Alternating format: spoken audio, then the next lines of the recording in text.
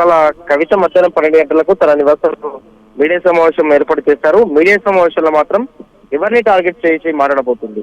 దాంతో పాటుగా కవిత భవిష్యత్ కార్యాచరణ కూడా ప్రకటించబోతుందన్న దానిపై కూడా ఇప్పటివరకే రాజకీయ వర్గాలు కూడా ఆసక్తిగా ఎదురు చూస్తున్నాయి. కవిత ఇవాళ మధ్యాహ్నం 12 గంటలకు మీడియా సమావేశం ఏర్పాటు చేసిన మధ్యాహ్నం తర్వాత కూడా ఆ బీఆర్ఎస్ పార్టీ ఎమ్మెల్సీగా కూడా కవిత ఉన్నారు కాబట్టి ఎమ్మెల్సీ పదవి కూడా రాజీనామా చేయనున్నట్టు కూడా ఇప్పటివరకు జాగ్రత్త వర్గాలు రాజీనామా చేసిన తర్వాత మాత్రం తన భవిష్యత్తు కార్యాచరణ కూడా ప్రకటించబోతున్నారు. అయితే ఇప్పటికే కవితకు సంబంధించిన మాత్రం కవిత ఆ కొత్త పార్టీ పెట్టబోతున్నారని చెప్పేసి కూడా ఒక చర్చ అయితే బలంగా జరుగుతున్న నేపథ్యంలో ఇవాళ మధ్యాహ్నం ఒక ఎమ్మెల్సీకి రాజీనామా చేసిన వెంటనే కూడా తన కొత్త పార్టీకి సంబంధించిన సన్నాహక కార్యక్రమాలు కూడా చేసే అవకాశాలు అయితే కనిపిస్తున్నాయని చెప్పుకోవచ్చు. దానికి సంబంధించి కూడా ఇప్పటివరకే ప్రాసెస్ చేయాలని చెప్పేసి కూడా కవిత భావిస్తున్నట్టు కూడా సమాచారం.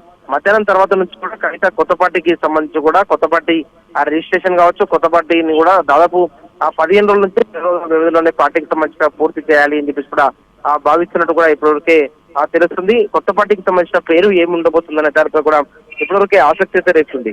మనకున్న సమాచారం ప్రకారం మాత్రం మధ్యాహ్నం తర్వాత ఆ కొత్త పార్టీకి సంబంధించిన కొంతవరకు సన్నాహకాలు ఏర్పాటు చేసిన మాత్రం ఢిల్లీకి వెళ్లి ఆ పార్టీకి సంబంధించిన రిజిస్ట్రేషన్, పార్టీ కి సంబంధించిన గుర్తు ఏ విధంగా ఉండాలి, గుర్తుకు సంబంధించిన దానిపైన కూడా కవిత మాత్రం దానికి సంబంధించిన ప్రాసెస్ పైన కూడా నిమగ్నమయ్యే అవకాశాలు అయితే కనిపిస్తున్నాయి. ఇవాళ ప్రెస్ మీట్ తర్వాత దాదాపు 15 రోజుల నుంచి 20 రోజుల వ్యవధిలోనే కొత్త పార్టీకి సంబంధించిన ప్రకటన ఉండబోతుంది అంటూ కూడా ఇప్పటివరకే ఒక సమాచారం అయితే అందుతుంది. కొత్త పార్టీ పెడితే మాత్రం కొత్త పార్టీకి సంబంధించి కూడా ఎలాంటి నామకరణం చేయబోతున్నారు, కొత్త పార్టీలో కూడా ఎవరెవరికి అవకాశం ఇవ్వబోతున్నారు అనే దానిపై కూడా స్పష్టత అయితే రావాల్సింది. ఇవాళ కవిత మధ్యాహ్నం తీసుకునే నిర్ణయం తర్వాత మాత్రం కొత్త పార్టీ కూడా తెలంగాణలో మాత్రం పెట్టబోతుందని చెప్పేసి కూడా ఇప్పటివరకు తెలుస్తుంది. కాబట్టి కొత్త పార్టీకి తెలంగాణలో మాత్రం ఏర్పాటు చేస్తే తెలంగాణలో మాత్రం రెండవ ప్రాంతీయ పార్టీ కాబోతుందని చెప్పుకోవచ్చు. ఇప్పటివరకే బీఆర్ఎస్ పార్టీ ప్రాంతీయ పార్టీగా ఉంది. అదేవిధంగా కాంగ్రెస్, అదేవిధంగా బీజేపీ రెండు పార్టీలు కూడా కేంద్ర పార్టీలు ఉన్నాయి కాబట్టి జాతీయ పార్టీలుగా ఉన్నాయి. కాబట్టి ప్రాంతీయ పార్టీగా ఇప్పటివరకే బీఆర్ఎస్ పార్టీ ఉంది.